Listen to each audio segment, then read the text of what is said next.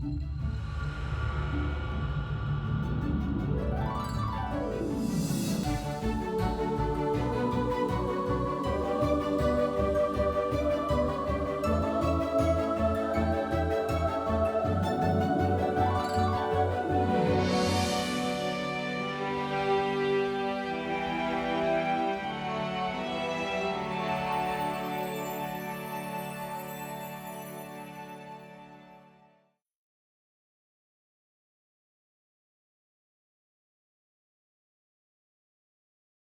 മിശിഹായ്ക്ക് സ്തുതിയായിരിക്കട്ടെ. നിത്യവിസ്മയങ്ങളിലേക്ക് സ്വാഗതം. വിശുദ്ധ ജോൺ മരിയ വിയാനി 1786 ജനിച്ച് 1859 നിത്യതയിലേക്ക് യാത്രയായ ഒരു വലിയ വിശുദ്ധൻ.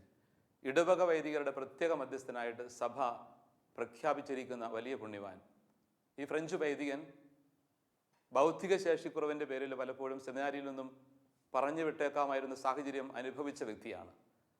പക്ഷേ ദൈവത്തിൻ്റെ പ്രത്യേക ഒരു ഇടപെടലിലൂടെ മേലധികാരികൾ അദ്ദേഹത്തെ പൗരോഹിത്യത്തിലേക്ക് നയിക്കുന്നതിനിടയായി. പിന്നീട് വിജ്ഞാനത്തിൻ്റെ ഒരു വലിയ ഉറവിടമായി മാറിയൊരു വ്യക്തി. ധാരാളം ബിഷപ്പുമാർ, വലിയ പണ്ഡിതന്മാർ, പ്രഭുക്കന്മാർ തുടങ്ങിയവരൊക്കെ അദ്ദേഹത്തിൻ്റെ ഉപദേശം തേടി പിന്നീട് വരികയുണ്ടായി.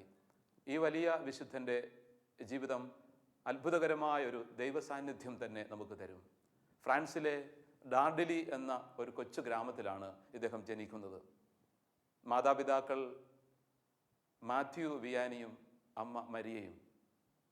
ഈ അമ്മയുടെ വലിയ ഭക്തിയും വിശ്വാസവും കൊച്ച് ജീവിതത്തെ ഒത്തിരിയേറെ സ്വാധീനിച്ചു. അവരുടെ 6 മക്കളിൽ 4ാമത്തെ വ്യക്തിയായിട്ടാണ് മരിയ വിയാനി ജനിക്കുന്നത്. ഈ ജോൺ മരിയ വിയാനിയുടെ ജീവിതത്തിൻ്റെ ആദ്യ നാളുകളൊക്കെ പലതുകൊണ്ടും സംഘർഷഭരിതമായിരുന്നു. കാരണം ഫ്രഞ്ച് വിപ്ലവത്തിന് ശേഷമുള്ളൊരു കാലഘട്ടം. ഒരുപാട് പ്രതിസന്ധികൾ, സാമ്പത്തിക പ്രതിസന്ധികൾ, ഒപ്പം വിശ്വാസ പ്രതിസന്ധികളൊക്കെ അനുഭവിച്ചിരുന്ന ഒരു കാലഘട്ടം. വിശ്വാസം ജീവിക്കുന്നതിന് ഒത്തിരി വിലക്ക് കൽപ്പിക്കപ്പെട്ടിരുന്നൊരു സാഹചര്യം അന്നുണ്ടായിരുന്നു. വിദ്യാഭ്യാസ മേഖലകളിലേക്ക് ഇറങ്ങിച്ചെല്ലാൻ ഒത്തിരിയേറെ ബുദ്ധിമുട്ടുകൾ ധാരാളം ആളുകൾ അനുഭവിച്ചിരുന്നു. ഏതാണ്ട് 20 വയസ്സാകുന്നത് വരെ ജോൺ ഔദ്യോഗിക വിദ്യാഭ്യാസം നേടുന്നതിന് അദ്ദേഹം ശ്രമിച്ചെങ്കിൽ പോലും അദ്ദേഹത്തിന് സാധിച്ചില്ല.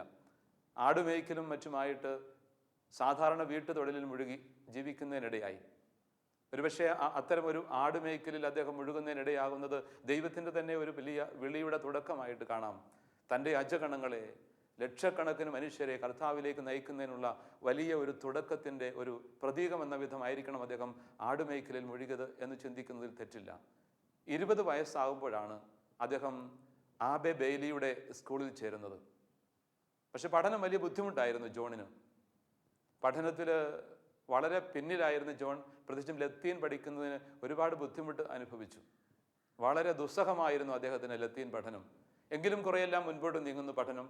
അത് കഴിഞ്ഞപ്പോഴാണ് നെപ്പോളിയൻ്റെ നിർബന്ധിത പട്ടാള സേവനത്തിനുള്ള വിളി എത്തുന്നത്. നിർബന്ധിതമായിട്ടും പട്ടാള സേവനത്തിന് എത്തിയിരിക്കണം യുവാക്കൾ. അദ്ദേഹത്തിന് അതിൽ ഇറങ്ങേണ്ടി വരുന്നു. പക്ഷെ തീർത്തും അനാരോഗ്യം കൊണ്ടും വിപരീത സാഹചര്യങ്ങൾ കൊണ്ടും അദ്ദേഹത്തിന് 1 വർഷത്തിന് ശേഷം തിരികെ പോരേണ്ടി വന്നു. അല്ലെങ്കിൽ ഒളിവിൽ അദ്ദേഹം പോരുന്നു. തിരികെ വന്നിട്ട് വീണ്ടും അദ്ദേഹം 1 വർഷത്തോളം അല്പം പഠിപ്പിച്ചുകൊണ്ടൊക്കെ നോർവേയിൽ ഇത്തിരി ക്ലാസ്സുകളൊക്കെ എടുത്ത് കുട്ടികളെ സഹായിച്ചുകൊണ്ട് അങ്ങനെ ചെലവഴിക്കുന്നു. വീണ്ടും അദ്ദേഹം ബെയ്ലിയുടെ സ്കൂളിൽ പഠിക്കാനൊക്കെ ആയിട്ട് ആഗ്രഹിച്ചുകൊണ്ട് കുറെ കൂടി പഠനം മുൻപോട്ട് പോകുന്ന ഒരു സാഹചര്യം വരുന്നു. അങ്ങനെ ഇരിക്കുന്ന ഒരു വേളയിലാണ് 1810 അദ്ദേഹത്തിൻ്റെ സഹോദരൻ ഫ്രാൻസിസിന് തൻ്റെ കുടുംബാവകാശം വിട്ടുകൊടുക്കുകയാണ്. തന്നെ സംബന്ധിച്ച് ദൈവത്തിനൊരു വലിയ പദ്ധതിയുണ്ട്. തൻ്റെ വിളി മറ്റൊന്നാണെന്ന് തിരിച്ചറിയുന്ന ജോൺ ഇനി തനിക്ക് സ്വത്തും അവകാശങ്ങളും ഒന്നും ആവശ്യമില്ല എന്ന് തീരുമാനിച്ചുകൊണ്ട് തൻ്റെ സ്വത്തും അവകാശങ്ങളും എല്ലാം സഹോദരനായ ഫ്രാൻസിസിനെ ഏൽപ്പിക്കുന്നു. അങ്ങനെ തൻ്റെ വിളിയുടെ വഴികളിലൂടെ അദ്ദേഹം സാവധാനം നീങ്ങുകയാണ്. പൗരോഹിത്യത്തിലേക്കാണ് തൻ്റെ വിളി എന്ന ഒരു വലിയ ബോധ്യം അദ്ദേഹത്തിന് ഉണ്ടാകുന്നു. പക്ഷെ പഠനത്തിൽ മോശമായതുകൊണ്ട് തന്നെ എങ്ങനെയാവും എന്ന് അദ്ദേഹത്തിന് നല്ല നിശ്ചയമില്ലായിരുന്നു. പിന്നീട് ഫ്രാൻസിസ് അദ്ദേഹത്തിൻ്റെ സഹോദരൻ സൈനിക സേവനത്തിനൊക്കെ ആയിട്ട് പോകുന്ന ഒരു രംഗം നമ്മൾ കാണുന്നുണ്ട് ചരിത്രത്തിൽ. ഏതായിരുന്നാലും പിന്നീട് അദ്ദേഹത്തിൻ്റെ പഠനം, ജോൺ തൻ്റെ ആഗ്രഹമൊക്കെ അറിയിച്ചു. ബെയ്ലിയെ ഈ വിവരങ്ങളൊക്കെ അറിയിക്കുന്നു. അദ്ദേഹം 1813 സെമിനാരിയിൽ ചേരുന്നതിന് തീരുമാനിക്കുന്നു. സെമിനാരി പഠന കാലഘട്ടവും വളരെ ബുദ്ധിമുട്ട് നിറഞ്ഞതായിരുന്നു. കാരണം അദ്ദേഹത്തിൻ്റെ ബൗദ്ധിക ശേഷിയുടെ കുറവ് കൊണ്ട് പഠനം വളരെയധികം ബുദ്ധിമുട്ടും ദുസ്സഹവുമായിട്ട് മാറുന്നു. എങ്കിലും അദ്ദേഹത്തിൻ്റെ നന്മയും സുഹൃതവും തിരിച്ചറിയുന്ന സെമിനാരി അധികാരികൾ എങ്ങനെയെങ്കിലും ഈ കുട്ടിയെ പഠിപ്പിച്ചെടുക്കണം, ഈ വ്യക്തിയെ ഒരു വൈദികനായി കഴിഞ്ഞാൽ അനുഗ്രഹമാകും എന്നവർക്ക് തോന്നുന്നുണ്ട്. പക്ഷെ ഒരു നിർവാഹവും ഇല്ലാതെ വരുന്ന സാഹചര്യങ്ങളിൽ എങ്ങനെയെങ്കിലും പറഞ്ഞയക്കില്ലാതെ വഴിയില്ല എന്നവർ ചിന്തിക്കുന്നു. എങ്കിലും വീണ്ടും ചില പരിശ്രമങ്ങളൊക്കെ നടത്തുന്നു. ഏറ്റവും സമർത്ഥനായ ഒരു വിദ്യാർത്ഥിയെ, ക്ലാസ്സിലെ ഏറ്റവും മിടുക്കനായ 12 വയസ്സ് മാത്രം പ്രായമുള്ളെങ്കിൽ വളരെ മിടുക്കനായ ഒരു വിദ്യാർത്ഥി മത്തിയാസ് ലോറാസിനെ ജോണിനെ പഠിപ്പിക്കുന്ന ഉത്തരവാദിത്വം ഏൽപ്പിക്കുകയാണ്. ജോണിന് 20 വയസ്സ് കഴിഞ്ഞിരിക്കുന്നു. ജോണിന് ഓരോ കാര്യങ്ങളും പറഞ്ഞു കൊടുക്കാനും കൃത്യമായ രീതിയിൽ പഠിപ്പിച്ച് മുൻപോട്ട് കൊണ്ടുപോകാനും മത്തിയാസ് ശ്രമിക്കുന്നെങ്കിലും വളരെ ഗൗരവ പ്രകൃതിക്കാരനായ ഷോർട്ട് ടെമ്പേർഡായ മത്തിയാസ് പെട്ടെന്ന് പൊട്ടിത്തെറിക്കും. ചില സന്ദർഭങ്ങളിലൊക്കെ വളരെ പരുഷമായ രീതിയിൽ ജോണിനോട്, തൻ്റെ ജ്യേഷ്ഠ സഹോദരൻ്റെ പ്രായമുള്ള, തന്നെക്കാൾ ഏറെ വയസ്സ് പ്രായമുള്ള ജോണിനോട് അദ്ദേഹം പരുഷമായിട്ട് പെരുമാറിയ സന്ദർഭങ്ങളുണ്ട്. ഒരിക്കൽ മത്തിയാസിന് തൻ്റെ കൺട്രോൾ നഷ്ടപ്പെട്ടു പോവുകയാണ്. എത്ര പറഞ്ഞു കൊടുത്തിട്ടും ജോണിന് കൃത്യമായിട്ട് കാര്യങ്ങൾ ഗ്രഹിക്കാൻ പറ്റുന്നില്ല. മറ്റു സുഹൃത്തുക്കളിലൊക്കെ മധ്യത്തിൽ വെച്ചുകൊണ്ട് അദ്ദേഹം ഒന്നും നോക്കാതെ വളരെ പരുഷമായിട്ട് പെരുമാറുകയും ജോണിൻ്റെ മുഖത്ത് അടിക്കുകയും ചെയ്തു. അപ്രതീക്ഷിതമായിരുന്നു ഈ പ്രതികരണം. ജോണിനത് അവിശ്വസനീയമായി തന്നെ അനുഭവപ്പെട്ടു. പക്ഷേ അദ്ദേഹം അതിന് വളരെ വ്യത്യസ്തമായ ഒരു പ്രതികരണമാണ് നൽകിയത്. വളരെ സ്നേഹത്തോടുകൂടി, ക്ഷമയോടുകൂടി മത്തിയാസ് ലോറാസിൻ്റെ മുമ്പിൽ മുട്ടുകുത്തി, കേവലം 12 വയസ്സ് മാത്രം പ്രായമുള്ള, തന്നെക്കാൾ ഏറെ വയസ്സ് പിന്നിലുള്ള ഒരു അനുജന്റെ പ്രായം മാത്രമുള്ള അദ്ദേഹത്തിൻ്റെ മുമ്പിൽ മുട്ടുകുത്തി ജോൺ ക്ഷമ ചോദിച്ചു. എനിക്ക് തെറ്റുപറ്റിപ്പോയി, വേണ്ടത്ര മനസ്സിലാക്കാൻ പറ്റുന്നില്ല, ദയവായി എന്നോട് ക്ഷമിക്കണം. ഇത് മത്തിയാസ് ലോറസിനെ വല്ലാതെ സ്വാധീനിച്ചു.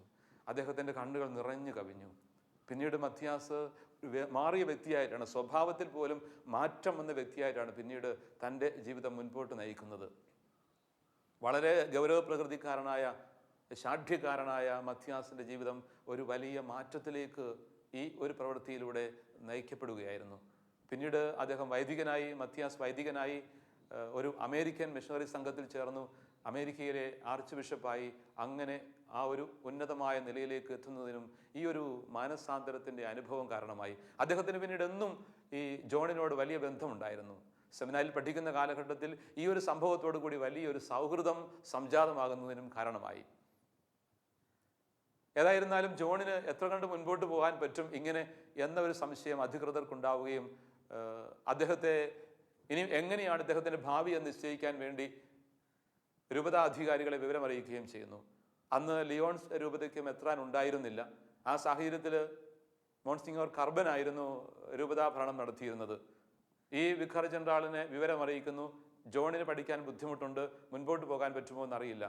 വളരെ ഉറച്ച ദൈവവിശ്വാസിയായ, നല്ല ആത്മീയതയുള്ള മോൺസിഞ്ഞോർ കർബൻ ഒരു കാര്യം ചോദിക്കുന്നു. ജോൺ നല്ല വിശ്വാസവും സുഹൃത്തുമുള്ളവനാണോ? ജോണിന് നന്നായി കൊന്ത ചെല്ലാൻ അറിയാമോ? മേലധികാരികൾ പറഞ്ഞു, നല്ല സുഹൃതമുള്ള വ്യക്തി, സെമിനാരിയിൽ ഏറ്റവും വിശുദ്ധനായ വ്യക്തി, നന്നായി പ്രാർത്ഥിക്കുന്ന, ജപമാല ചെല്ലുന്ന വ്യക്തി. ആ ഒരൊറ്റ കാരണത്തിൻ്റെ പേരിൽ അദ്ദേഹത്തിന് പൗരോഹിത്യം നൽകാനായിട്ട് ഉത്തരവ് നൽകി.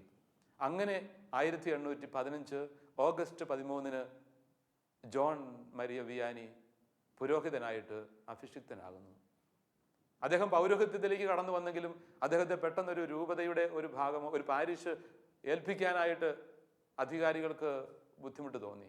അദ്ദേഹത്തെ ഒരു ഇടവക ഏൽപ്പിച്ചാൽ എങ്ങനെയിരിക്കും, അറിവ് കുറവല്ലേ എന്നുള്ള ചിന്തകൾ അവർക്കുണ്ടായതുകൊണ്ട് ഫാദർ ബെയ്ലിയോടൊപ്പം തന്നെ എക്കളി എന്ന ഒരു സ്ഥലത്ത് അദ്ദേഹത്തെ ഒരു സഹായിയായിട്ട് നിയമിക്കുകയാണ്. ഒപ്പം അദ്ദേഹത്തിന് അത്യാവശ്യം പഠനങ്ങൾ കൂടുതലായിട്ട് നൽകാനും അച്ഛൻ തയ്യാറാകുന്നുണ്ട്. വലിയ പുണ്യവാനായ, പുണ്യചരിതനായ ഒരു വ്യക്തിയായിരുന്നു ഫാദർ ബെയ്ലി. ബെയ്ലിയുടെ പ്രത്യേക നിയന്ത്രണത്തിലും ഉപദേശത്തിലും വളരെ തീക്ഷ്ണതയോടുകൂടി ജോൺ അദ്ദേഹത്തിൻ്റെ അസിസ്റ്റൻ്റായിട്ട് ആ പ്രത്യേക ഇടവകയിൽ ജോലി ചെയ്തു വരുന്നു.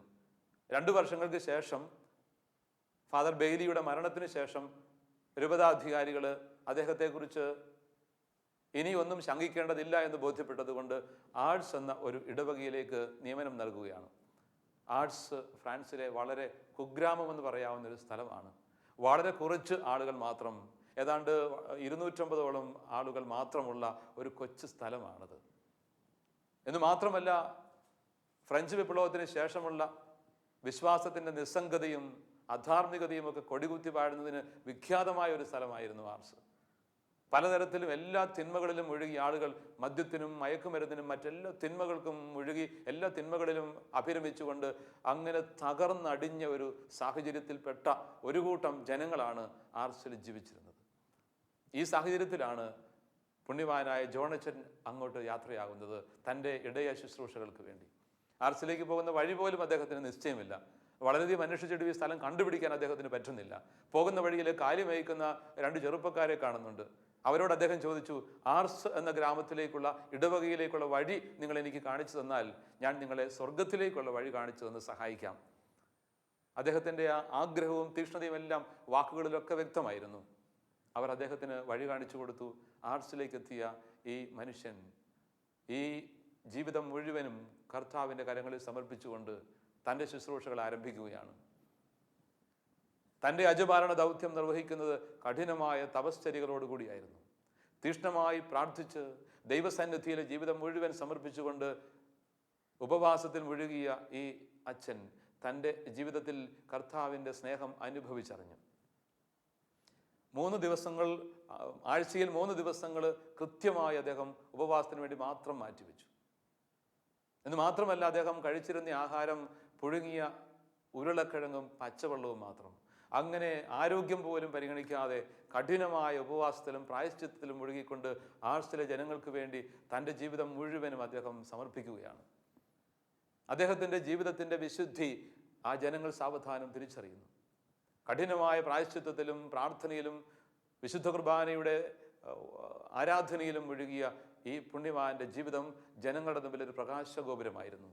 വിശുദ്ധ കുർബാന അർപ്പിക്കുകയും അതിനിടയിൽ തൻ്റെ ഹൃദയം തമ്പുരാന് സമർപ്പിച്ചുകൊണ്ട് ദൈവസ്നേഹത്താൽ ജ്വലിച്ചുകൊണ്ട് കർത്താവിൻ്റെ സന്നിധിയിൽ എല്ലാവരെയും സമർപ്പിക്കുന്ന ഈ പുരോഹിതൻ അവരുടെ മുമ്പിൽ ഒരു വലിയ ശോഭയായി നിറഞ്ഞു നിന്നു. ജനങ്ങൾ മാനസാന്തരത്തിലേക്ക് കടന്നു വന്നു. കുമ്പസാര വേദികളിൽ 12 മുതൽ 18 മണിക്കൂർ വരെ അദ്ദേഹം ചെലവഴിച്ചു, ഏതാണ്ട് എല്ലാ ദിവസവും. അങ്ങനെ നീണ്ട സമയം രാപകലില്ലാതെ അനുരഞ്ജന കൂദാശയിലേക്ക് ആളുകളെ അദ്ദേഹം നയിക്കുകയാണ്. തൻ്റെ ഇടവകയ്ക്ക് പുറത്തുനിന്നും ധാരാളം ആളുകൾ, വിദേശങ്ങളിൽ നിന്ന് വിദൂരങ്ങളിൽ നിന്നൊക്കെ ആളുകൾ അദ്ദേഹത്തെ കാണാൻ എത്തിച്ചേർന്നു. ഏതാണ്ട് 20 വർഷം കൊണ്ട് 20 ലക്ഷം മനുഷ്യരാണ് ആർസ് ഇടവക സന്ദർശിച്ച് വിയാനി അച്ഛനിൽ നിന്നും കുമ്പസാരത്തിൻ്റെ അനുഭവത്തിലേക്ക്, പാപമോചനാനുഭവത്തിലേക്ക് കടന്നു വന്നതും ഉപദേശം സ്വീകരിച്ചതെന്നാണ് കണക്കുകൾ പറയുന്നത്. അത്രമാത്രം അദ്ദേഹത്തിലൂടെ ദൈവത്തിൻ്റെ കൃപയൊഴുകി. ജ്ഞാനത്തിൻ്റെ ഉറവിടമായിട്ട് അദ്ദേഹം മാറുകയാണ്. അദ്ദേഹത്തിൻ്റെ വാക്കുകളിൽ ദൈവത്തിൻ്റെ ജ്ഞാനം നിറഞ്ഞു നിന്നു. പരിശുദ്ധാത്മാവിൻ്റെ ചൈതന്യം ആ വാക്കുകളിലൂടെ ജനഹൃദയങ്ങളിലേക്ക് എത്തിച്ചേർന്നു. ഉള്ളറിഞ്ഞുകൊണ്ട് സംസാരിക്കാൻ അദ്ദേഹത്തിന് കഴിയുമായിരുന്നു. തൻ്റെ മുമ്പിലെത്തുന്ന അനുതാപിയുടെ ഹൃദയത്തിൻ്റെ പാപാവസ്ഥകളെ പോലും തിരിച്ചറിഞ്ഞുകൊണ്ട് അവരെ അനുതാപത്തിലേക്കും അനുരഞ്ജനത്തിലേക്കും അനുരഞ്ജന കൂദാശയിലേക്കൊക്കെ നയിക്കാനായിട്ട് അദ്ദേഹത്തിന് സാധിക്കുമായിരുന്നു. അങ്ങനെ ഉള്ളറിയുന്ന ഒരു വ്യക്തിയുടെ ഹൃദയത്തിൻ്റെ അവസ്ഥകൾ തിരിച്ചറിയാൻ പാകത്തിലുള്ള ആന്തരിക ജ്ഞാനത്താൽ നിറഞ്ഞുകൊണ്ട് അദ്ദേഹം ആയിരക്കണക്കിന് ആളുകളെ കർത്താവിൻ്റെ കൃപയിലേക്ക്, വിശുദ്ധിയിലേക്ക് വഴി നടത്തി. ആർസിലെ ഈ അത്ഭുത മനുഷ്യനെ ജനങ്ങൾ സാവധാനം തിരിച്ചറിയുകയാണ്. അദ്ദേഹത്തിൻ്റെ ഖ്യാതി ഫ്രാൻസിൽ മാത്രമല്ല, ലോകത്തിൻ്റെ വിവിധ ഭാഗങ്ങളിലും സാവധാനം വ്യാപിച്ചു. അങ്ങനെ ഇടയ ശുശ്രൂഷയുടെ വിശുദ്ധ രൂപമായിട്ട് ഈ ജോൺ മരിയ വിയാനി പുണ്യവാൻ ആർസിൽ നിറഞ്ഞു നിൽക്കുന്നു. അദ്ദേഹത്തിനെ തിരിച്ചറിയുന്ന മേലധികാരികൾ, അതുപോലെ ഗവൺമെൻറ് ജീവനക്കാരെന്നല്ല, അദ്ദേഹത്തിൻ്റെ വിവിധ മേഖലകളിലുള്ള ഒരു വലിയ സ്വാധീനം തിരിച്ചറിയുന്ന ഗവൺമെൻറ് തന്നെ അദ്ദേഹത്തിന് മാടമ്പി സ്ഥാനം നൽകി പ്രത്യേകമായ വിധം ആദരിക്കുന്നുണ്ട്. അദ്ദേഹം തൻ്റെ ശുശ്രൂഷകൾ മുൻപോട്ട് നയിക്കുന്ന വേളയിൽ രോഗബാധിതനാകുന്നു. കഠിനമായ പ്രായശ്ചിത്തവും ഉപവാസവും അധ്വാനവും പ്രസംഗങ്ങളും ഇങ്ങനെ അങ്ങോട്ടുള്ള ജീവിതത്തിൻ്റെ രാവ് പകല് വ്യത്യാസമില്ലാതെയുള്ള തീക്ഷ്ണമായ പരിശ്രമങ്ങളിലൂടെ അനേകായിരങ്ങൾ കർത്താവിലേക്ക് കടന്നു വന്നപ്പോൾ, മാനസാന്തരത്തിൻ്റെ അത്ഭുതങ്ങൾ ആർട്സിൽ സംഭവിച്ചപ്പോൾ രോഗാധീനനായി മാറുന്നു വിയാനി പുണ്യവാൻ. ജോൺ മരിയ വിയാനി 1859 ഓഗസ്റ്റ് 14 നിത്യതയിലേക്ക് യാത്രയാകുന്നു. ആ പുണ്യവാന്റെ മരണം ലോകമെമ്പാടും അറിയുകയാണ്. അദ്ദേഹത്തിൻ്റെ വിശുദ്ധിയുടെ പരിമളം ഫ്രാൻസ് മുഴുവനും നിറഞ്ഞു നിൽക്കുന്നു. ധാരാളം ആളുകൾ അദ്ദേഹത്തിൻ്റെ മൃതസംസ്കാര ശുശ്രൂഷയ്ക്കായിട്ട് വിവിധ മേഖലകളിൽ നിന്നെത്തുന്നു. ഏതാണ്ട് 45 വർഷങ്ങൾക്ക് ശേഷം അദ്ദേഹത്തിൻ്റെ കുഴിമാടം തുറക്കുമ്പോൾ 1904 ജൂൺ 17-ാം തീയതി അദ്ദേഹത്തിൻ്റെ കുഴിമാടം തുറക്കുമ്പോൾ അത് അഴുകാതെ ശോഭയോടെ ഇരിക്കുന്ന ശരീരമായിരുന്നു. മുഖത്തിന് ചെറിയ കേടുപാടുകൾ സംഭവിച്ചെങ്കിലും ബാക്കി ശരീരഭാഗം മുഴുവൻ ദൈവത്തിൻ്റെ ഒരു സവിശേഷമായ ഇടപെടലിലൂടെ ഒരു അടയാളം പോലെ, വിശുദ്ധിയുടെ അടയാളം പോലെ അഴുകാതിരിക്കുന്നത് അത്ഭുതകരമായി ജനങ്ങൾ തിരിച്ചറിയുന്നു. പിന്നീട് 1905 കുഴിമാടം വീണ്ടും തുറക്കുന്ന വേളയിലും അദ്ദേഹത്തിൻ്റെ ശരീരം അഴുകാതെ തന്നെയാണ് ഇരുന്നത്. വീണ്ടും ഔദ്യോഗിക വസ്ത്രങ്ങളൊക്കെ ധരിപ്പിച്ച് അദ്ദേഹത്തെ സംസ്കരിച്ചു. ഇന്ന് അദ്ദേഹത്തിൻ്റെ ശരീരം അഴുകിയെങ്കിലും അത് പ്രത്യേകമായ വിധം തിരുശേഷിപ്പുകളായി തന്നെ സൂക്ഷിക്കുന്നുണ്ട്. പ്രത്യേകമായ ഒരു ബസലിക്കായിൽ സവിശേഷമായ ഒരു ദൈവത്തിൻ്റെ സാന്നിധ്യം എന്ന വിധം ആ ശരീരം ഇന്നും, ആ തിരുശേഷിപ്പ് ഇന്നും ലോകത്തിലുള്ള സകലരുടെയും ആദരവിന് കാരണമായി കുടികൊള്ളുന്നുണ്ട്. ഈ ധന്യമായ ജീവിതത്തിൻ്റെ നാൾവഴികളിലൂടെയുള്ള യാത്ര നമ്മുടെ ജീവിതത്തെയും സ്വാധീനിക്കണം. നമ്മുടെ ജീവിതത്തിലും സുഹൃതത്തിൻ്റെ വഴികളിലൂടെ കടന്നു നീങ്ങാൻ, കർത്താവിൻ്റെ വലിയ സ്നേഹം അനുഭവിച്ച് ജീവിക്കാൻ വലിയ പുണ്യവാനായ ജോൺ മരിയ വിയാനിയുടെ ജീവിതം നമുക്ക് ശക്തി പകരട്ടെ.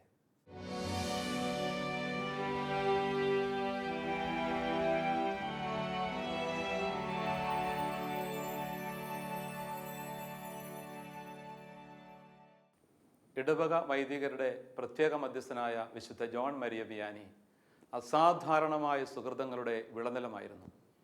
അദ്ദേഹത്തിൽ നിറഞ്ഞു വന്നിരുന്ന ജ്ഞാനത്തിൻ്റെ തികവ് ബൗദ്ധിക മേഖലയുമായിട്ട് ബന്ധപ്പെട്ടല്ലായിരുന്നു. ബൗദ്ധികമായിട്ട് ശേഷിക്കുറവുണ്ടായിരുന്ന ഒരു വ്യക്തി എന്ന നിലയിൽ അദ്ദേഹമായിരുന്നിട്ടും അസാധാരണമായ ജ്ഞാനത്തിൻ്റെ തികവിലേക്ക് അദ്ദേഹം വളർന്നെത്തി. ദൈവം ആ മനുഷ്യനെ തൻ്റെ ഉപകരണമാക്കുകയായിരുന്നു. വിനീതമായ സമർപ്പണത്തിലൂടെ, ത്യാഗനിർഭരമായ സമർപ്പണത്തിലൂടെ ജ്ഞാനത്തിൻ്റെ തികവിലേക്ക് ഈ വലിയ പുണ്യവാൻ എത്തിച്ചേർന്നു. അദ്ദേഹത്തിൻ്റെ വാക്കുകൾക്കുള്ളിൽ ജ്ഞാനമുണ്ടായിരുന്നു. ലഖോദേർ എന്ന അസാധാരണ വാഗ്മി, ഫ്രാൻസിലെ വലിയ പ്രസംഗകൻ എന്നറിയപ്പെട്ടിരുന്ന ലഖോദേർ, ആ കാലഘട്ടത്തിൻ്റെ അറിയപ്പെട്ട വ്യക്തി ജോൺ മരിയ വിയാനിയെക്കുറിച്ച് പറയുന്നത് അദ്ദേഹത്തിൻ്റെ വാക്കുകൾ ഈശോയുടേതായിരുന്നു എന്നാണ്. ഈശോയുടെ വാക്കുകൾ സംസാരിച്ചവൻ യഥാർത്ഥത്തിൽ ജ്ഞാനത്തിൻ്റെ തികവാണ്. ഹൃദയത്തിലേക്ക് കടന്നു ചെല്ലുന്ന വാക്കുകൾ, ഹൃദയത്തിൽ പരിവർത്തനം വരുത്തുന്ന വാക്കുകൾ, ഇടപെടലുകൾ, എല്ലാ തരത്തിലുമുള്ള സമീപനങ്ങൾ എല്ലാം ജ്ഞാനത്തിൻ്റെ തികവിൽ അവിടെ യാഥാർത്ഥ്യമായി മാറി. ഇന്ന് ഈ കാലഘട്ടത്തിന് നഷ്ടപ്പെടുന്നത് ജ്ഞാനമാണ്. യഥാർത്ഥ ജ്ഞാനമില്ലാത്തത് കൊണ്ട് തീരുമാനങ്ങൾ പലപ്പോഴും തകിടം മറിയുന്നു. യഥാർത്ഥ ജ്ഞാനമില്ലാത്തത് കൊണ്ട് അമിതമായ ബുദ്ധിയിൽ ആശ്രയിച്ചുകൊണ്ട് അഹങ്കരിക്കുന്നു. എൻ്റെ ബൗദ്ധിക നിലവാരത്തെക്കുറിച്ചുള്ള അമിതമായ ചിന്ത അഹങ്കാരത്തിലേക്ക് നയിക്കുന്നുണ്ട്. അഹങ്കരിക്കുന്ന മനുഷ്യന് ജ്ഞാനം നഷ്ടപ്പെടുന്നു. യഥാർത്ഥ ജ്ഞാനം വിനയത്തിലൂടെയാണ് യാഥാർത്ഥ്യമാകുന്നത്. ഭക്തിയാണ് ജ്ഞാനത്തിൻ്റെ ഉറവിടം എന്ന വേദവാക്യം ഈ വിശുദ്ധൻ്റെ ജീവിതത്തിൽ യാഥാർത്ഥ്യമായിട്ടുണ്ട്. ഭക്തിയിൽ നിറഞ്ഞ് ദൈവത്തോട് ഹൃദയം ചേർത്ത് വെച്ച് ദൈവത്തിൻ്റെ സ്നേഹത്തിൽ ആശ്രയിച്ചുകൊണ്ട് അവിടുത്തെ കൃപയിൽ ജീവിതം സമർപ്പിച്ചപ്പോൾ, അർത്ഥം കണ്ടെത്തിയപ്പോൾ അവിടെ ജ്ഞാനത്തിൻ്റെ ആത്മാവ് ഈ വ്യക്തിയുടെ ജീവിതത്തിലൂടെ പ്രകാശിതമായി. ദൈവമാണ് ജ്ഞാനത്തിൻ്റെ ഉറവിടം. ഈ പ്രപഞ്ചത്തെ മുഴുവനും നയിക്കുന്ന അസാധാരണമായ ജ്ഞാനത്തിൻ്റെ തികവ് ദൈവമാണെന്ന് നമുക്കറിയാം. ഈ പ്രപഞ്ചത്തിലെ സകല ചരാചരങ്ങളെയും സൃഷ്ടിച്ചു പരിപാലിക്കുന്ന ദൈവം, ഗാലക്സീസ്, സൗരയൂഥം, ഈ പ്രപഞ്ചത്തിൻ്റെ തിരിച്ചറിയാൻ പോലും സാധിക്കാത്ത വിധമുള്ള, ശാസ്ത്രം എത്ര അന്വേഷിച്ചിട്ടും ഒരു പരിധിയിൽ കൂടുതൽ കണ്ടെത്താൻ വയ്യാത്ത വിധമുള്ള സമസ്യകൾ നിറഞ്ഞ ഈ പ്രപഞ്ചത്തിൻ്റെ വൈവിധ്യങ്ങൾ, ഇതിൻ്റെ വളരെ സാന്ദ്രമായ, വളരെ സങ്കീർണമായ വ്യത്യാസങ്ങൾ, ഇതിൻ്റെ സ്ഥിതി, ഇതിനെക്കുറിച്ചൊക്കെ നമുക്ക് എത്ര ചിന്തിച്ചാലും തിരിച്ചറിയാൻ പറ്റുകയില്ല. ഒരു കടലോരത്തെ മണൽത്തരി പോലെ അത്ര ചെറുതാണ് നമ്മുടെ ഈ കൊച്ചു ജീവിതമെന്ന തിരിച്ചറിവിലേക്ക്, പ്രപഞ്ചത്തിൻ്റെ മഹത്വത്തെക്കുറിച്ചും അതിൻ്റെ പിന്നിലുള്ള വലിയ ജ്ഞാനത്തിൻ്റെ ഉറവിടത്തെക്കുറിച്ചും ചിന്തിക്കുമ്പോൾ നമ്മെ തന്നെ എളിമയിൽ, വിനയത്തിൽ തിരിച്ചറിയും. നമ്മുടെ യഥാർത്ഥ ജീവിതത്തിൻ്റെ അസ്തിത്വത്തിൻ്റെയൊക്കെ അർത്ഥം ഇത്രമാത്രമേ ഉള്ളൂ എന്ന വലിയ വലിയ തിരിച്ചറിവിലേക്കൂടെ നമ്മൾ എത്തും. അപ്പോൾ ഈ പ്രപഞ്ചം മുഴുവനും ദൈവത്തിൻ്റെ അനന്തജ്ഞാനത്താൽ രൂപീകൃതമാണ്, അത് അങ്ങനെയാണ് പരിപാലിക്കപ്പെടുന്നത് എന്നുള്ള വലിയ തിരിച്ചറിവ് നമുക്കുണ്ടാകുമ്പോൾ നാം വിനീതരായിത്തീരും. പ്രപഞ്ചത്തിലേക്ക് നോക്കി വിനീതരാവുക, അതൊരു ദൈവാന്വേഷണമാണ്. ബെനഡിക്റ്റ് പാപ്പായുടെ വാക്കുകൾ ശ്രദ്ധേയമാണ്. ഈ പ്രപഞ്ചത്തിൽ മുഴുവനും പരിശുദ്ധ ത്രിത്വത്തിൻ്റെ മുദ്ര ആലേഖനം ചെയ്യപ്പെട്ടിട്ടുണ്ട്. പിതാവ് നിരീക്ഷിക്കുന്നതാണ്. പരിശുദ്ധ ത്രിത്വത്തിൻ്റെ ആ നാമവും മുദ്രയും ഈ പ്രപഞ്ചം മുഴുവനും ആലേഖനം ചെയ്യപ്പെട്ടിരിക്കുന്നു. അത്രമാത്രം ദൈവം ഈ പ്രപഞ്ചത്തിനകത്തുണ്ട്. ദൈവം തന്നെ സൃഷ്ടിച്ചെടുത്ത ഈ പ്രപഞ്ചത്തിൽ ദൈവത്തിൻ്റെ മുഖം കാണാനായിട്ട് പറ്റും എന്നർത്ഥം. അപ്പോൾ പ്രപഞ്ചത്തെ നോക്കി ദൈവത്തെ സ്തുതിക്കാൻ സാധിക്കുന്ന, പ്രപഞ്ചഗീതം രചിക്കുന്ന അസീസിയിലെ വിശുദ്ധ ഫ്രാൻസിസിൻ്റെ ആ ജീവിതത്തിൻ്റെ വഴികൾ, കാഴ്ചപ്പാടിൻ്റെ സൗന്ദര്യം, അതൊക്കെ ഇവിടെ നമ്മൾ ചിന്തിക്കേണ്ടതാണ്. അപ്പം ജ്ഞാനത്തിൻ്റെ ഉറവിടം ദൈവമാണെന്ന തിരിച്ചറിവിലേക്ക് എത്തുക, വിനീതരായിട്ട് ദൈവത്തിൻ്റെ ജ്ഞാനം സ്വീകരിക്കാൻ സന്നദ്ധത ഉണ്ടാവുക, അത് ഏറ്റവും പ്രധാനപ്പെട്ടതാണ്. പിതാവ് ഇവയെല്ലാം ബുദ്ധിമാന്മാരിൽ നിന്നും വിവേകളിൽ നിന്നും മറച്ചു വെച്ചുകൊണ്ട് ശിശുക്കൾക്ക് വെളിപ്പെടുത്തിയിരിക്കുന്നു എന്നുള്ള അവിടുത്തെ തിരുമനസ് ഈശോ പ്രകടമാക്കുന്നുണ്ട്. ദൈവം മനുഷ്യൻ്റെ ബുദ്ധിയെ അല്ല കാര്യമായിട്ട് പരിഗണിക്കുന്നത്, അവൻ്റെ വിനീതമായ സമർപ്പണത്തെയാണ്, ശിശുതുല്യമായ ആശ്രയബോധത്തെയാണ്. ശിശുവിനെ പോലെ ദൈവത്തിൽ ആശ്രയിക്കുമ്പോൾ അവിടുന്ന് നമ്മുടെ മനസ്സിനെയും ഹൃദയത്തെയും ജ്ഞാനം കൊണ്ട് നിറയ്ക്കും. നമ്മുടെ വാക്കിലും പ്രവൃത്തിയിലും ദൈവത്തിൻ്റെ ഇടപെടലുണ്ടാകും. ഈ ഒരു വലിയ സത്യം ആഴത്തിൽ അനുഭവിച്ചറിയാൻ നമുക്ക് കഴിയട്ടെ.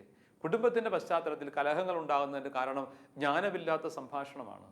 ഒരു സമൂഹത്തിൻ്റെ നേതൃത്വത്തിൽ പ്രതിസന്ധികൾ, കലഹങ്ങൾ അല്ലെങ്കിൽ വിള്ളലുകൾ ഉണ്ടാകുന്നതിൻ്റെ കാരണം ജ്ഞാനമില്ലാത്ത സംസാരവും ഇടപെടലുമാണ്, തീരുമാനങ്ങളാണ്. പലപ്പോഴും നമ്മൾ എടുക്കുന്ന തീരുമാനങ്ങൾ ദൈവത്തിൻ്റെ ഹിതം അനുവർത്തിച്ചുകൊണ്ടുള്ളതായിത്തീരുന്നില്ല, ജ്ഞാനമില്ലാതെ പരിശുദ്ധാത്മാവിനാൽ നയിക്കപ്പെടാതെ അവ എടുക്കുമ്പോൾ. അതുകൊണ്ട് ദൈവത്തിൻ്റെ പരിശുദ്ധാത്മാവ് നൽകുന്ന വലിയ ദാനമാണല്ലോ ജ്ഞാനം. അത് സ്വീകരിക്കാൻ, അതനുസരിച്ച് ദൈവത്തെ ചിട്ടപ്പെടുത്താൻ, അങ്ങനെ തീരുമാനങ്ങൾ എടുക്കാൻ നമുക്ക് സാധിക്കണം. ഈ വലിയ വിശുദ്ധൻ ജോൺ മരിയ വിയാനി തൻ്റെ ജീവിതത്തിന് നല്ല പങ്കും കുമ്പസാരവേദിയിലായിരുന്നെന്ന് പറഞ്ഞാൽ അത് സത്യമാണ്. കുമ്പസാരം എന്ന അതുല്യമായ ഈ കൂദാശയുടെ മഹത്വം നാം തിരിച്ചറിയേണ്ടതുണ്ട്. കുമ്പസാരം കർത്താവിൻ്റെ കരകവിയുന്ന കാരുണ്യത്തിൻ്റെ കൂദാശയാണ്. ധൂർത്തപുത്രനെ കാത്തിരിക്കുന്ന പിതാവിനെ പോലെ കുമ്പസാരവേദിയിൽ ദൈവം നമ്മെ കാത്തിരിക്കുന്നു. ദൈവത്തിൻ്റെ സാന്നിധ്യത്തിൻ്റെ അടയാളമായിട്ട് ഒരു പുരോഹിതൻ അവിടെ. കുമ്പസാരത്തിൽ നമ്മുടെ ജീവിതത്തിലുണ്ടാകുന്ന മാറ്റം, പരിവർത്തനം, സമാധാനം, ശാന്തി, വലിയ പ്രകാശം, ദിശാബോധം, ഇത് ആഴത്തിൽ തിരിച്ചറിഞ്ഞാൽ കുമ്പസാരം അനുഗ്രഹത്തിൻ്റെ വേദിയാണെന്ന് നമ്മൾ തിരിച്ചറിയും. അവിടെ അണയാൻ പിന്നെ മടിക്കില്ല. പലപ്പോഴും കുമ്പസാര വേദികൾ വേണ്ടത്ര പരിഗണിക്കപ്പെടാതെ പോകുന്നത്, കുമ്പസാരത്തിന് അണയാനായിട്ട് മടി കാണിക്കുന്നത് ഈ വേദിയുടെ മഹത്വം തിരിച്ചറിയാത്തത് കൊണ്ടാണ്. ചില സർവേകളൊക്കെ, അമേരിക്കയിലും മറ്റും നടത്തിയ ചില സർവേകളൊക്കെ മനോവൈകല്യം, മാനസിക പ്രശ്നങ്ങൾ, ടെൻഷൻസ് ഒഴിവാക്കി ഡിപ്രഷൻസിൽ നിന്ന് അകന്നു നിൽക്കുന്ന ഒരു വിഭാഗം കൂദാശകൾ സ്വീകരിക്കുന്നവരാണെന്ന്, പ്രത്യേകിച്ചും കുമ്പസാരത്തിന് അണയുന്നവരാണെന്നുമൊക്കെ ഉള്ള നിഗമനങ്ങളിലേക്ക് എത്തിയിട്ടുണ്ട്. അപ്പോൾ കുമ്പസാരം എന്ന ആ വലിയ കൂദാശയുടെ സാന്നിധ്യവും അനുഗ്രഹവും ഈ കാലഘട്ടത്തിൽ തന്നെ അത്ര അനിവാര്യമാണ്. സ്ട്രെസ് റിലേറ്റഡ് ആയിട്ടുള്ള രോഗങ്ങൾ കൂടി വരുന്ന കാലം, വല്ലാത്ത ടെൻഷനിൽ മനുഷ്യൻ പെട്ടു നിൽക്കുന്ന ഒരു കാലഘട്ടം, എവിടെയും പ്രതിസന്ധികളും ബുദ്ധിമുട്ടുകളും അങ്ങനെ അസ്വസ്ഥതയും മാനസിക സമ്മർദ്ദങ്ങളും പിരിമുറുക്കങ്ങളും കൂടി വരുന്ന ഒരു കാലഘട്ടം. ഈ കാലഘട്ടത്തിൽ ഏറ്റവും വലിയ അനുഗ്രഹത്തിൻ്റെ ശാന്തിയുടെ കൂദാശ നമ്മെ മാടി വിളിക്കുന്നുണ്ട്. ചിലപ്പോഴെങ്കിലും കുമ്പസാരിക്കാൻ അണയുമ്പോൾ ഒരുക്കമില്ലാതെയൊക്കെയല്ലേ നമ്മൾ പോവാറുള്ളത്. വേണ്ടത്ര ഒരുങ്ങി ആഗ്രഹത്തോടെ, വിശ്വാസത്തോടെ, പ്രാർത്ഥനാപൂർവം, കണ്ണുനീരോടെ കർത്താവിൻ്റെ ആ കൗദാശിക അനുഭവത്തിലേക്ക് കടന്നു ചെന്നാൽ അവിടെ തീർച്ചയായിട്ടും ശാന്തിയുടെ ഒരു മഴ നമ്മൾ നനയും. സമാധാനത്തിൻ്റെ, അനുഗ്രഹത്തിൻ്റെ ഒക്കെ കൃപകൾ നമ്മൾ സ്വീകരിക്കും. നമ്മുടെ കുമ്പസാരത്തെ ഒന്ന് വിലയിരുത്താൻ, കുമ്പസാരവേദിയിൽ യോഗ്യതയോടെ അണയുന്നുണ്ടോ എന്ന് പരിശോധിക്കാൻ നമുക്ക് സാധിക്കണം. അങ്ങനെ ജീവിതത്തിൽ ശരിയായ ദിശാബോധവും തീക്ഷ്ണതയും ലഭിക്കുന്നതിന് പരിശുദ്ധ കൂദാശ, ഈ കുമ്പസാരമെന്ന അനുരഞ്ജന കൂദാശ നമുക്ക് സാധ്യമായി മാറണം. ഈ തിരിച്ചറിവിലേക്ക് നമുക്ക് എത്തിച്ചേരാം. മറ്റൊരു പ്രധാനപ്പെട്ട കാര്യം, ഒരു ഇടയൻ എന്ന നിലയിൽ, വൈദികൻ എന്ന നിലയിൽ യഥാർത്ഥ ഇടയനായ മിശിഹായെ അടുത്ത് അനുകരിച്ച ഒരു വ്യക്തിയായിരുന്നു വിശുദ്ധ ജോൺ മരിയ വിയാനി. ജോൺ വിയാനിയുടെ ജീവിതം ഒരു തീക്ഷ്ണമായ, ത്യാഗോജ്വലമായ സമർപ്പണമായിരുന്നു.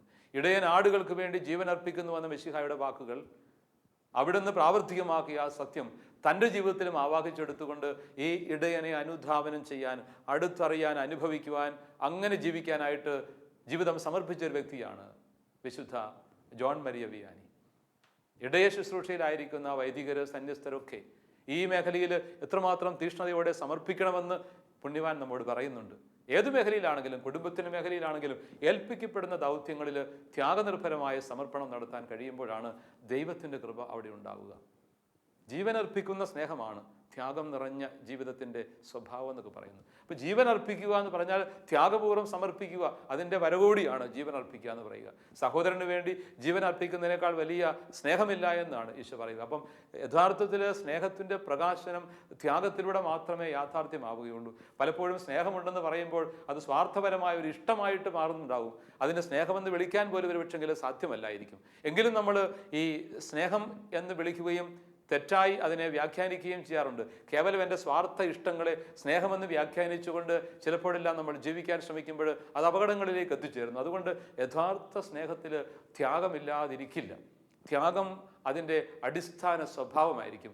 അങ്ങനെയെങ്കിൽ സ്നേഹിക്കുവാൻ വേണ്ടിയുള്ള ഈ വിളി, തമ്പുരാൻ്റെ സ്നേഹം അനുഭവിച്ച് ആ സ്നേഹം പങ്കുവയ്ക്കുവാനുള്ള നമ്മുടെ ഈ ഭൗമികമായ ജീവിതത്തിൻ്റെ വിളി ജീവിക്കണമെങ്കിൽ, അർത്ഥവത്തായി ജീവിക്കണമെങ്കിൽ, അനുഗ്രഹീതമായി ജീവിക്കണമെങ്കിൽ സ്വാഭാവികമായിട്ടും തമ്പുരാൻ്റെ സ്നേഹം കൊണ്ട് നിറയുന്ന ത്യാഗത്തിൻ്റെ സമർപ്പണങ്ങൾ ഉണ്ടാവണം. ഡൊമിനിക് ലാപ്പിയറിൻ്റെ ശ്രദ്ധേയമായ സിറ്റി ഓഫ് ജോയ് എന്ന നോവലിലെ ഒരു കഥാപാത്രമാണ് ഹസാരിപാൽ. ഹസാരിപാൽ തൻ്റെ ജീവിതം മുഴുവനും കുടുംബത്തിന് വേണ്ടി സമർപ്പിക്കുകയാണ്. ദാരിദ്ര്യത്തിൻ്റെ പടുകുഴിയിൽ ജീവിച്ച് ഒരു റിക്ഷാവാലയായി ജീവിതം ഇങ്ങനെ തള്ളി നീക്കുന്ന മനുഷ്യന് തൻ്റെ മകളെ കെട്ടിച്ചു വിടാൻ സാമ്പത്തികമില്ലാതെ വരുമ്പോൾ, അതിനുവേണ്ടി എത്ര കഷ്ടപ്പെട്ടിട്ടും തികയാതെ വരുമ്പോൾ അസ്ഥികൂടം വിറ്റിട്ട് തൻ്റെ റിക്ഷ വലിച്ചുകൊണ്ട് അയാൾ തൻ്റെ ദൗത്യം പൂർത്തിയാക്കുകയാണ്. അസ്ഥികൂടം തൻ്റെ മരണശേഷം വിൽക്കപ്പെടും. പക്ഷെ അതിനു മുമ്പ് എങ്ങനെയെങ്കിലും മകളെ കെട്ടിക്കാൻ പണമുണ്ടാകണം. അങ്ങനെ ചുമച്ചും കിതച്ചും കൊണ്ട് അയാൾ ഇങ്ങനെ പണമുണ്ടാവുകയാണ്. അസ്ഥികൂടം വിറ്റിട്ട് ആ പൈസ ഉണ്ടാക്കിയെടുത്ത് അയാൾ മകളുടെ കല്യാണത്തിന് പൈസ കൊടുക്കുന്ന ദിവസം ചുമച്ചും കിതച്ചും കൊണ്ട് അയാൾ അവിടെ എത്തിച്ചേരുന്നു. അവിടെ കുഴഞ്ഞു വീണ് മരിക്കുന്നു, തൻ്റെ മകൾക്ക് വേണ്ടി, കുടുംബത്തിന് വേണ്ടി. അപ്പോഴേക്കും അസ്ഥികൂട വ്യാപാരി വന്നിട്ട് അസ്ഥികൂടം ചോദിക്കുന്നു. അദ്ദേഹം എടുത്തുകൊണ്ട് പോകുന്നു. സ്വന്തം അപ്പൻ്റെ ശരീരം പോലും കാണാൻ കഴിയാതെ ആ മകൾ അങ്ങനെ വിവാഹ മണ്ഡപത്തിലേക്ക് കരളലിയിക്കുന്ന, കണ്ണ് നിറയ്ക്കുന്ന ഈ കഥയിൽ ത്യാഗത്തിൻ്റെ മൂർത്തമായ സ്വഭാവമുണ്ട്. ത്യാഗം അതാണ് യഥാർത്ഥത്തിൽ സ്നേഹത്തിൻ്റെ ഒന്നാം തരം പാഠശാല. അതുകൊണ്ട് നമ്മുടെ ജീവിതത്തിൽ എന്തുമാത്രം നമ്മൾ കുടുംബത്തിലാണെങ്കിലും മറ്റ് സാമൂഹ്യ മേഖലകളിലാണെങ്കിലും അജപാലന ശുശ്രൂഷയിലാണെങ്കിലും ത്യാഗപൂർവ്വം സമർപ്പിക്കാൻ കഴിയുമ്പോൾ അതിനർത്ഥമുണ്ടായി, അത് ഫലദായകമായി മാറും. 100 മേനി ഫലങ്ങൾ പുറപ്പെടുവിക്കും. 30, 60, 100 മേനി ഫലങ്ങൾ പുറപ്പെടുവിക്കും. അതുകൊണ്ട് നമുക്ക് ഈ ഒരു വലിയ കൃപയ്ക്ക് വേണ്ടി പ്രാർത്ഥിക്കാം. കർത്താവിൻ്റെ കുരിശിൻ്റെ സ്നേഹം, അവിടുത്തെ ആത്മാവിൻ്റെ ചൈതന്യം ഹൃദയത്തിൽ ജ്വലിക്കുമ്പോൾ, സ്നേഹം ഹൃദയത്തിൽ ജ്വലിക്കുമ്പോഴാണ് ത്യാഗം സഹിക്കാനുള്ള കൃപ കിട്ടുന്നത്. അതിനുവേണ്ടി പ്രാർത്ഥിക്കാം. യഥാർത്ഥ സ്നേഹത്തിൻ്റെ സ്വഭാവത്തിൽ ജീവിതത്തെ ചിട്ടപ്പെടുത്താൻ നമുക്ക് ആത്മാർത്ഥമായി ശ്രമിക്കാം. പുണ്യവാൻ്റെ ജീവിതത്തിലെ ജ്ഞാനത്തിൻ്റെ കൃപയുടെ അനുഭവങ്ങൾ സ്വന്തമാക്കുകയും യഥാർത്ഥമായ അനുതാപത്തിലേക്കും അനുരഞ്ജന കുദാശയുടെ ആവശ്യകതയിലേക്കും ശാന്തമായി കടന്നു വരികയും ഒപ്പം ത്യാഗപൂർവ്വം ജീവിതം സമർപ്പിക്കുകയും ചെയ്തുകൊണ്ട് ഈ ഭൂമിയിൽ നമുക്ക് ലഭിച്ചിരിക്കുന്ന ഈ ഒറ്റ ജീവിതം അർത്ഥപൂർണമായി പൂർത്തിയാക്കാൻ, അനുഗ്രഹീതമായി ജീവിക്കാൻ, ഐശ്വര്യപൂർണമായി സന്തോഷത്തോടെ ജീവിക്കാൻ നമുക്കിടയാവട്ടെ. ദൈവം നമ്മളെ അനുഗ്രഹിക്കട്ടെ.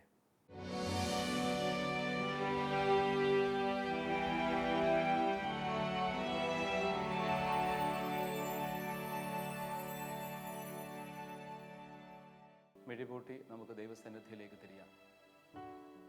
ഞങ്ങളുടെ കർത്താവേ, ഞങ്ങളുടെ ദൈവമേ, അവിടുത്തെ ജീവിക്കുന്ന സാന്നിധ്യം ഏറ്റു പറഞ്ഞുകൊണ്ട് ഞങ്ങൾ അങ്ങേ സ്തുതിക്കുകയും ആരാധിക്കുകയും നന്ദി പറയുകയും ചെയ്യുന്നു. ഞങ്ങൾക്ക് വലിയ മധ്യസ്ഥനും മാതൃകയുമായി വിശുദ്ധ ജോൺ മരിയ വിയാനിയെ അവിടെ നൽകിയതിനെ ഓർത്ത് അങ്ങേക്ക് നന്ദി പറയുന്നു. നല്ല ദൈവമേ, ആ വിശുദ്ധൻ്റെ ജീവിതത്തിൽ ജ്വലിച്ചു നിന്നിരുന്ന ദൈവസ്നേഹത്തിൻ്റെ അഗ്നി ഞങ്ങളുടെ ഹൃദയങ്ങളിലേക്കും അങ്ങ് പകരണമേ. ആത്മാക്കൾക്ക് വേണ്ടിയുള്ള തീക്ഷ്ണമായ അധ്വാനം, അജഗണങ്ങൾക്ക് വേണ്ടിയിട്ടുള്ള സമ്പൂർണമായ സമർപ്പണം, പരിശുദ്ധാത്മാവിൻ്റെ നിറവിൽ ആഴമായ ആന്തരിക ജ്ഞാനത്തോടു കൂടിയ പ്രവർത്തനങ്ങൾ, ഇതൊക്കെ ഞങ്ങളുടെ ജീവിതത്തിലും സ്വാധീനിക്കട്ടെ. നല്ല ദൈവമേ, ഏൽപ്പിക്കപ്പെടുന്ന ദൗത്യങ്ങൾ വലിയ തീക്ഷ്ണതയോടുകൂടി, വിനീതമായ ഭാവത്തോടെ, സ്നേഹത്തോടുകൂടി, അങ്ങയോടുള്ള സ്നേഹത്താൽ നിറഞ്ഞുകൊണ്ട് അങ്ങയുടെ മഹത്വത്തിനായിട്ട് നന്നായി നിർവഹിക്കുവാൻ, എല്ലാത്തിലും ഞങ്ങളുടെ ജീവിതത്തിൽ അങ്ങയുടെ ഹിതം അന്വേഷിച്ചുകൊണ്ട് ജീവിക്കുവാനുള്ള കൃപ നൽകിയാലും, ജോൺ മരിയ വിയാനി പുണ്യവാനെ പോലെ അങ്ങയോടുള്ള സ്നേഹത്തിൻ്റെ നിറവ് എന്നും ഞങ്ങളുടെ എല്ലാ പ്രവർത്തന മേഖലകളിലും ഉണ്ടായിരിക്കട്ടെ. എളിമയോട് വിനയത്തോടുകൂടി ലളിതമായി ജീവിച്ചുകൊണ്ട് ത്യാഗസമ്പന്നമായ ഒരു ജീവിതം നയിച്ച് വിശുദ്ധിയിൽ വളരുവാൻ ഞങ്ങളെ ഓരോരുത്തരെയും അനുഗ്രഹിച്ചാലും, ഞങ്ങളുടെ അമ്മയായ പരിശുദ്ധ കന്യകാമറിയമേ, വിശുദ്ധ ജോൺ മരിയ വിയാനി ഞങ്ങൾക്ക് വേണ്ടി മാധ്യസ്ഥം പ്രാർത്ഥിക്കണമേ. പിതാവും പുത്രനും പരിശുദ്ധാത്മാവുമായ സർവേശ്വര എന്നേക്കും.